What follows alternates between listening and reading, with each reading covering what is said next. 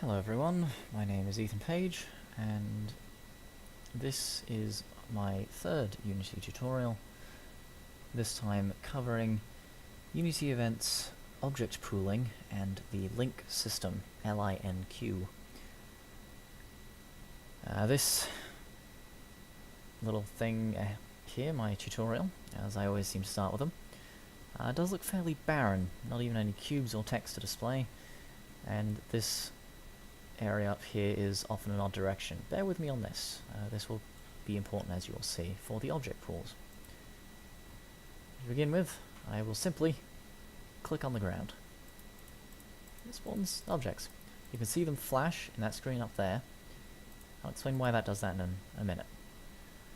And then these all flash random colors and disappear. You'll also notice that they are now here. It seems that whenever I click, I create a new cube. So, let me click again. Oh, the cube's here, but I haven't created a new cube.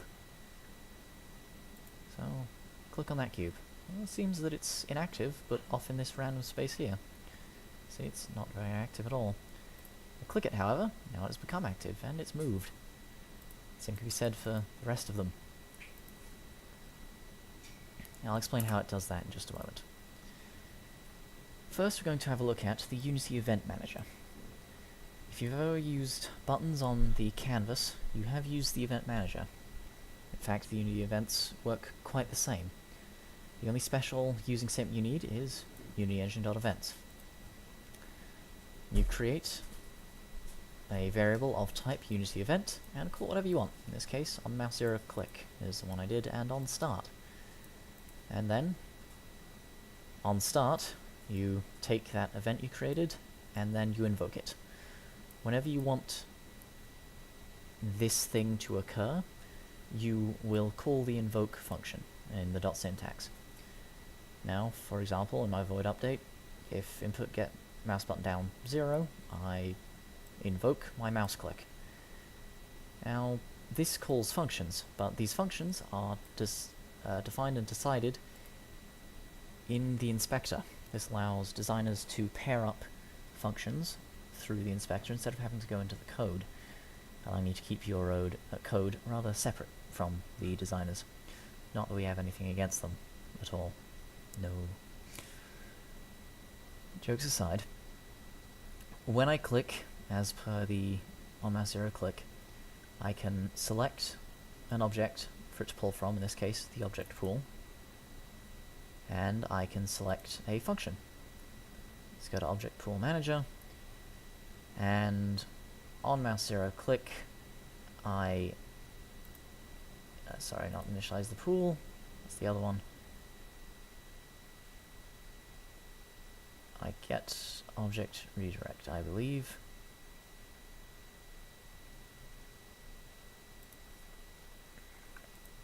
Oops, let's have a look at that again. Yes, get object redirect, I remember what I'm doing. Now, if we have a look at the Object Pool Manager script, ignore system link now, I'll explain that in a minute. But you'll notice there is no using statement events like there is. That is because the function is defined in here, but it is accessed from without. And that is the beauty of the Unity event system, is you can throw an object in here, and you can access one of its functions from within. So, the Object Pool Manager, on start, it will initialize the pool. A little explanation to what an object pool is. An object pool is, much as it sounds, a pool of objects. This is an area of inactive objects that have been instantiated, usually during some loading. We'll instantiate, say, 10 objects. And then, when these 10 objects are called, say you spawn enemies in a game, instead of instantiating the enemies then and there, which could take a while if you're instantiating hundreds of them, it will just pull from the pool. The instantiation and loading has been done, and instead all it does is set the object to active and teleport it to the new location. Then, instead of destroying the object when it's been killed, you would just set active false and teleport it back to the pool. That way it keeps the same amount of objects, all that you're doing is changing locations, it's a lot less computer intensive. So this will initialize the pool. It will create a new list of game objects that is the pool, that is of the number of objects, and will instantiate as per the number of base objects, based on a prefab that is passed in, which is the cubes that you saw. It will then set that game object false and add it to the pool list. We also have the getObject function. This requires the prefab, a position, and a rotation.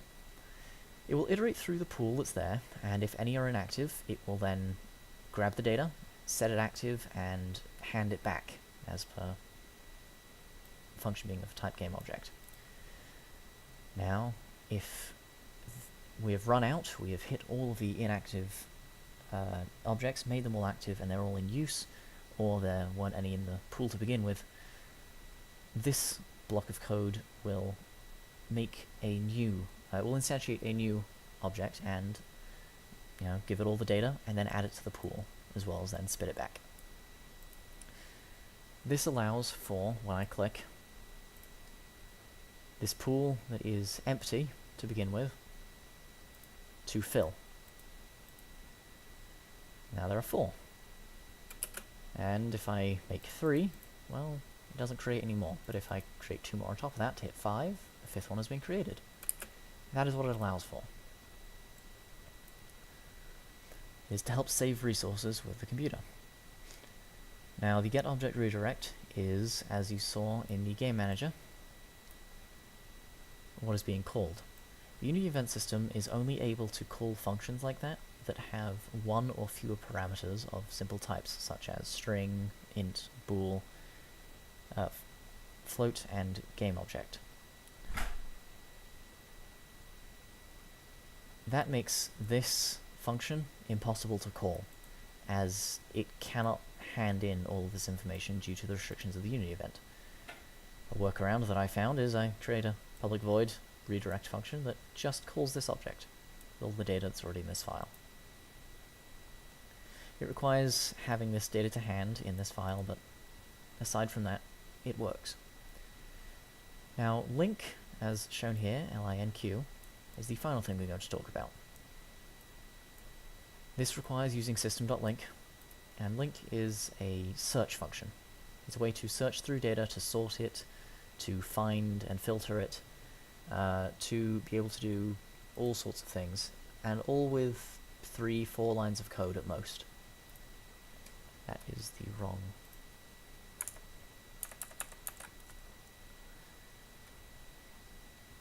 Down here, we have a reset with LINQ function. I have it set so that when I press the spacebar, all active colorful cubes become inactive, well, rather instantly. I could create hundreds of the things, not actually going to. And when I press spacebar, they all go away. The object pool is still filled, so if I need to grab some more, it grabs a few. How do I do this? With LINQ, I say. I create a list of game objects that I call active objects. After all, that's what I'm going to be searching for, is the objects that are active. And this is where you create just a variable, I called it objects, because that's what I'm looking for. From objects in, and this is where we pull from another data source, this is me filtering data from the pool, the other list of game objects we already have. The where statement is where we actually do the filtration. Think of it like what you'd put inside the parentheses of an if statement. This is how you filter things.